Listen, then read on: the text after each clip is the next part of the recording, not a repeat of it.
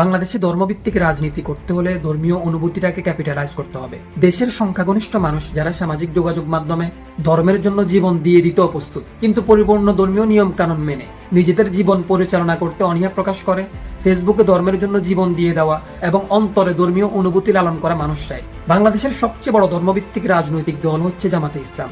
পতিত স্বৈরাচার শেখ হাসিনা চলে যাওয়ার পর অন্যান্য রাজনৈতিক দলের মতো জামাতে ইসলামেরও একটা স্পেস ক্রিয়েট হয়েছে দেশের শাসন ব্যবস্থা কাঁধে নেওয়ার জন্য। তবে এই সুযোগটা কাজে লাগিয়ে জামাত যদি দেশের শাসন ব্যবস্থা কাঁধে নিতে পারে, তাহলে ভবিষ্যৎ বাংলাদেশের ধর্মভিত্তিক রাজনৈতিক দল হিসাবে জামাত ভালো একটা প্রভাব বিস্তার করতে পারবে। এখানে জামাতে ইসলামের জন্য তরুণ প্রজন্মের ভোট আনার ক্ষেত্রে সবচেয়ে বড় বাধা হবে ৭১ সালে জামাতে ইসলামের অবস্থান তরুণ প্রজন্মের কাছে এখনো অবধি খোলাসা না করার কারণে, এবং জামাতের বিরুদ্ধে যে এলিগেশন আরোপ করা হয়েছে লম্বা একটা সময় ধরে, ওই সকল এলিগেশন থেকে নিজেদেরকে দায়মুক্ত করে সভা সমাবেশের মাধ্যমে ৭১ সালে নিজেদের অবস্থান জাতির সামনে স্পষ্ট করে খোলাসা করা অতীব জরুরি। আমি মনে করি ভবিষ্যৎ বাংলাদেশের শাসনভার কাঁধে নেওয়ার জন্য জামাতে ইসলামকে ধর্মীয় অনুভূতি লালন করা মানুষদের সাথে মনস্তাত্ত্বিক যুদ্ধের মাধ্যমে বিজয়ী হয়ে ক্ষমতার চেয়ারে বসতে হবে।